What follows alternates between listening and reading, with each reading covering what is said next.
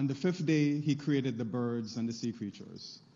When we get to Luke chapter 12, Jesus draws our attention to the ravens, that these are animals that they don't work in the traditional sense that human beings do. They don't have storehouses or barns, yet God provides for them.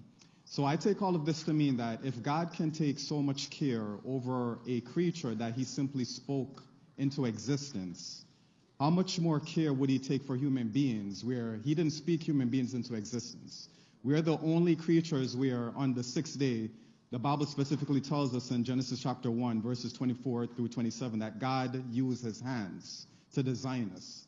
So I take all of this to mean that God has so much care and attention to some of the most trivial, insignificant things that we don't pay much attention to.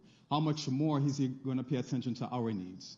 Also, when you look in Luke chapter 12 and Matthew chapter 6, Jesus compares the lilies of the field to being better than Solomon in all of his glory.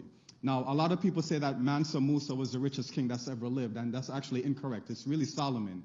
If you were to adjust for inflation the amount of riches and splendor that Solomon had during his reign, he would be a multi-trillionaire today.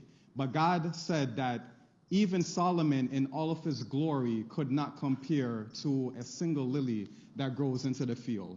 And when you study botany, you will see that certain varieties of lilies, particularly the Asiatic lily and the Oriental lily, these are perennial plants, meaning that they can survive through all sorts of weather.